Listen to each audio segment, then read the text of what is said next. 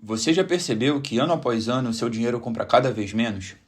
Esse fenômeno, chamado inflação, não é um mero detalhe da economia. Ao longo dos séculos, a inflação derrubou impérios, devastou países e moldou a vida de milhões de pessoas. Mas afinal, o que é inflação? Por que ela existe e quais são suas causas? Fica comigo no Desbravando a História, porque hoje vamos entender um dos maiores vilões da economia, a inflação. Imagine que você vive em um bairro em pleno desenvolvimento e, enxergando o potencial, decide empreender e abre a primeira padaria da região, comprando os materiais necessários para a fabricação no mercadinho local. O seu trabalho é preparar, assar e vender o pão.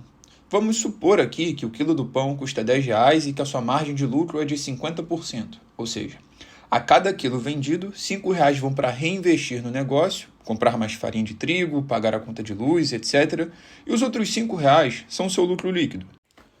Agora, imagine que o governo fez um acordo com uma grande multinacional isentando a empresa de impostos pelos próximos 10 anos para estimular a economia do bairro.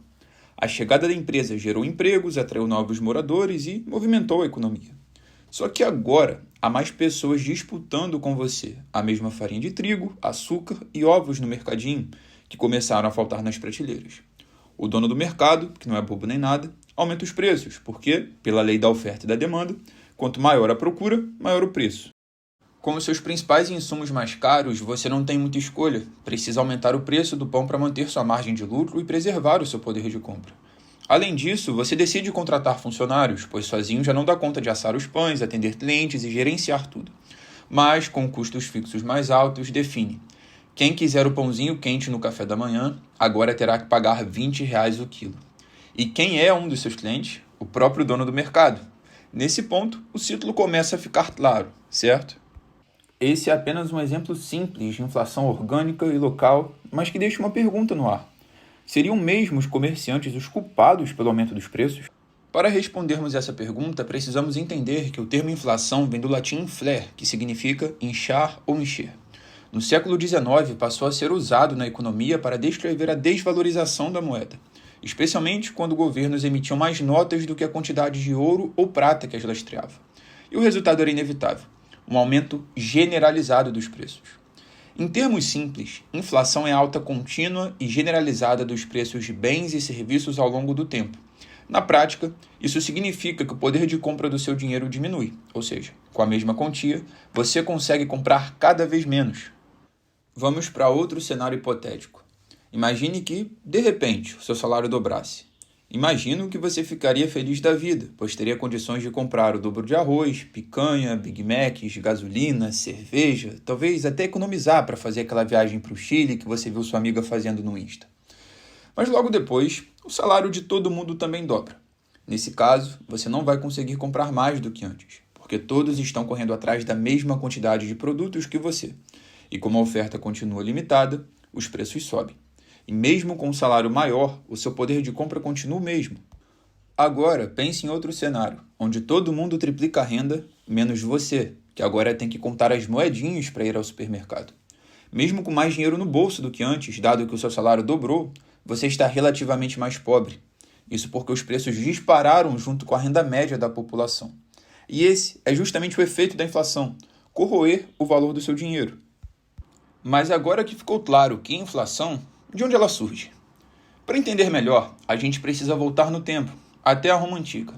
Naquele período, não existiam cédulas de papel como eu e você estamos acostumados. As pessoas usavam moedas de ouro e prata que valiam justamente porque eram feitas de metais preciosos. O problema começou quando o governo romano decidiu fabricar mais moedas. Como extrair ouro era, e por sinal, ainda é algo difícil e incerto, encontraram uma solução simples e um tanto desonesta. Derreter moedas antigas, misturar com metais mais baratos, como o cobre, e cunhar novas peças. Na prática, a mesma quantidade de ouro passou a gerar muito mais moedas, a tal ponto que uma moeda que antes tinha 98% de prata, em pouco tempo passou a ter menos de 1%. O valor estampado era o mesmo, mas o poder de compra despencava. E com o tempo, o povo perdeu a confiança. Comerciantes passaram a exigir ouro puro nas trocas. Isso fez os preços dispararem, provocou revoltas e enfraqueceu a economia, sendo esse um dos fatores que ajudaram a derrubar o Império Romano no Ocidente, e essa foi uma das primeiras formas de inflação registradas na história. E o curioso é que, de certa forma, os governos ainda fazem algo muito parecido hoje em dia. criam dinheiro sem gerar riqueza real. E quando isso acontece, o valor da moeda cai e você precisa de cada vez mais para comprar as mesmas coisas. Tá, e quanto ao Brasil? É claro que o país do futebol também acabou ficando conhecido como o país da inflação. Isso porque, nos anos 80 e início dos anos 90, o Brasil viveu um dos períodos mais turbulentos da sua história econômica, a hiperinflação. Era uma época em que os preços mudavam quase todos os dias e as pessoas corriam ao mercado assim que recebiam o salário porque sabiam que, no dia seguinte, o dinheiro já valeria menos. O que hoje comprava uma cesta básica, amanhã só dava para comprar a metade. E por que isso aconteceu? Bom, o governo gastava muito mais do que arrecadava e, para tapar o buraco, fazia como os romanos. Emitia moeda em excesso. Criava dinheiro sem gerar riqueza real. E quanto mais dinheiro circulava, menos ele valia. Para ter uma ideia, em alguns anos a inflação passava de 2.000% ao ano. Isso significava preços dobrando em poucas semanas. Famílias inteiras perderam poder de compra, empresas não conseguiam planejar, porque imagine vender em 10 vezes sem juros numa época em que a moeda perdia valor todo dia. A economia colapsou. Vários planos de recuperação foram tentados, todos falharam. Só em 1994 veio a virada com o Plano Real, mas essa já é uma história para outro vídeo. Vamos então para uma metáfora simples. Imagine um aquário com apenas um peixe. Se você coloca pouca ração, o peixe morre de fome. Mas se coloca ração demais, ela estraga a água e o peixe sufoca. A lógica do dinheiro funciona da mesma forma. Se o governo emite pouco, a economia trava, mas se emite demais, o excesso sufoca o sistema. A inflação não é apenas um número em relatórios econômicos. Ela já derrubou impérios, destruiu economias e afeta a vida de milhões de pessoas todos os anos. E você, já sentiu os efeitos da inflação no seu bolso? Conta aqui nos comentários.